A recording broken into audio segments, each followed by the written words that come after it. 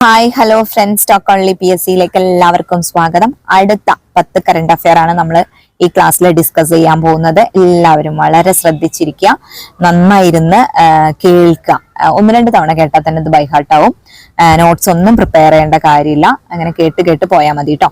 Okay, അപ്പൊ first one നമ്മൾ പറയാൻ പോകുന്നത് 2024 റിപ്പബ്ലിക് ദിനത്തിൽ മുഖ്യാതിഥി ആരായിരുന്നു?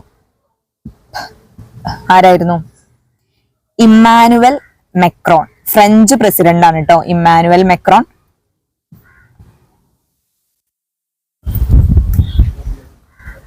ഫ്രഞ്ച് പ്രസിഡന്റ് ആണ് ഇമ്മാനുവൽ മെക്രോൺ. 2024 ആണ്, 2025 അല്ല, 2024 റിപ്പബ്ലിക് ദിനത്തിൽ മുഖ്യാതിഥിയായിട്ട് എത്തിയത് ഇമ്മാനുവൽ മെക്രോൺ ആണ്. ഫ്രഞ്ച് പ്രസിഡന്റ് ആണ് അദ്ദേഹം. നെക്സ്റ്റ് സെക്കൻഡ് വൺ, ഹിന്ദുസ്ഥാനി ഇതിഹാസ ഗായിക പ്രഭ അത്രേ. എന്താണ് പ്രഭ അത്രേ? എന്താണ് അവരറിയപ്പെടുന്നത്? ഹിന്ദുസ്ഥാനി ഇതിഹാസ ഗായികയായ പ്രഭ അത്രേ അന്തരിച്ചു. 2024 നടന്ന സംഭവമാണ്. അവരുടെ പ്രത്യേകതകള്: 2022 അവർക്ക് പത്മവിഭൂഷൺ ലഭിച്ചിട്ടുണ്ട്, 1990 പത്മശ്രീ ലഭിച്ചിട്ടുണ്ട്, 2002 പത്മഭൂഷൺ ലഭിച്ചിട്ടുണ്ട്. എൻലൈറ്റനിങ് ദ ലിസണർ ആണ് അവർ രചിച്ച പുസ്തകമാണ്. എൻലൈറ്റനിങ് ദ ലിസണർ എന്ന് പറഞ്ഞ പുസ്തകം അവർ രചിച്ചതാണ്. അവരുടെ ആത്മകഥയാണ് സംഗീതത്തിന്റെ പാതയിൽ. ഓക്കെ, മാത്രല്ല അവരുടെ പ്രശസ്ത കൃതികൾ കൂടി നമ്മൾ പഠിച്ചു വെക്കണം. രാഗങ്ങൾ, ഖയാൽ, തുമ്പി, ഗസൽ ഭജൻ, തരാന എല്ലാം പഠിച്ചു വെക്കണം കേട്ടോ. അപ്പൊ ഹിന്ദുസ്ഥാനി ഇതിഹാസ ഗായിക പ്രഭ അത്രേ അന്തരിച്ചു.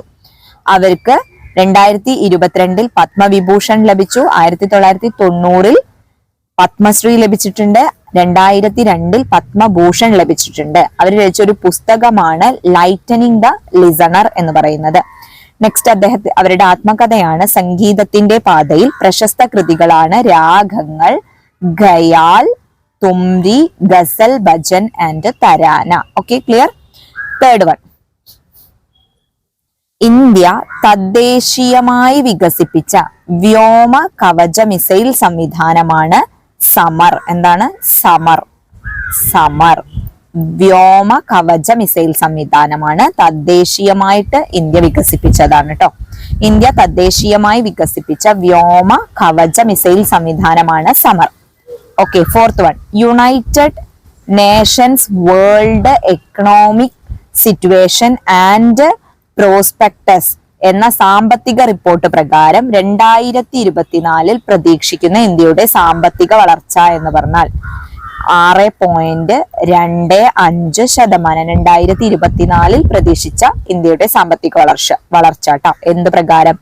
United Nations world economic situation and prospectus എന്ന സാമ്പത്തിക റിപ്പോർട്ട് പ്രകാരം 2024 ഇന്ത്യ പ്രതീക്ഷിച്ചിരുന്ന സാമ്പത്തിക വളർച്ച എന്ന് പറഞ്ഞാൽ 6.2%. മറന്നു പോകരുതേ.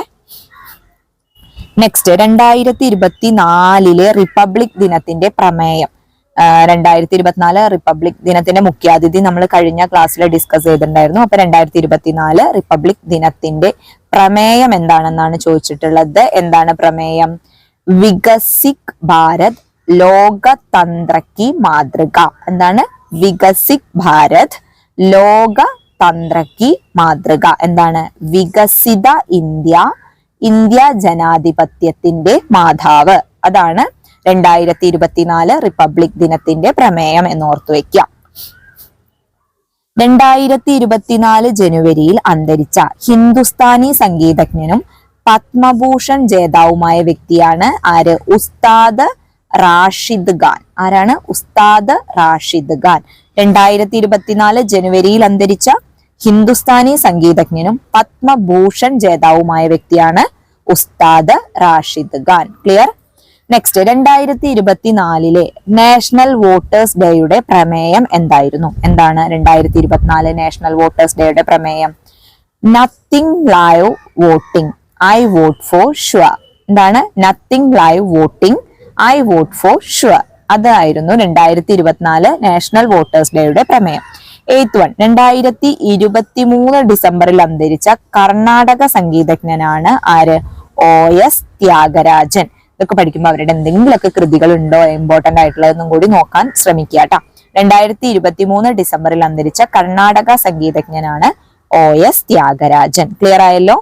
നെക്സ്റ്റ് 2024 ജനുവരിയിൽ അന്തരിച്ച സ്വാതന്ത്ര്യ സമര സേനാനിയാണ് K ഉണ്ണീരി. പഠിച്ചു വെക്കണം കേട്ടോ, ആളെ കുറിച്ച് ഡീറ്റെയിൽഡ് ആയിട്ട് പഠിച്ചു വെക്കണേ. 2024 ജനുവരിയിൽ അന്തരിച്ച സ്വാതന്ത്ര്യ സമര സേനാനിയാണ് K ഉണ്ണീരി. നെക്സ്റ്റ് ഹെപ്പറ്റൈറ്റിസ് A രോഗ പ്രതിരോധത്തിനായി ആദ്യമായി ഇന്ത്യ വികസിപ്പിച്ച തദ്ദേശീയ വാക്സിനാണ് ഹെവിഷുവർ. ഹെവിഷുവർ എന്താണ്? ഹെവിഷുവർ.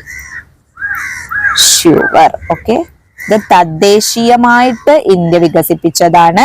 ഹെപ്പറ്റൈറ്റിസ് A രോഗം, അതിനുള്ള പ്രതിരോധത്തിനായിട്ടാണ് ഹെവിഷുവർ ഇന്ത്യ തദ്ദേശീയമായി വികസിപ്പിച്ചത്. അപ്പോൾ ഇന്നത്തെ 10 കറണ്ട് അഫയർ വളരെ വളരെ സിമ്പിൾ ആണ്. കുറച്ച് ആളുകൾ മരിച്ച ആളുകളൊക്കെ നമ്മൾ പഠിച്ചിട്ടുണ്ട്. എല്ലാം ഒന്ന് റിവൈസ് ചെയ്ത് കേട്ട് നോക്കുക, നന്നായി പഠിക്കുക. എല്ലാവർക്കും സെക്രട്ടേറിയറ്റ് അസിസ്റ്റന്റിൽ നല്ലൊരു പെർഫോമൻസ് കാഴ്ചവെച്ചുകൊണ്ട് ആദ്യത്തെ 50 റാങ്കിൽ എത്താൻ പറ്റട്ടെ എന്ന് ഞാൻ പ്രാർത്ഥിക്കുന്നു. Thank you.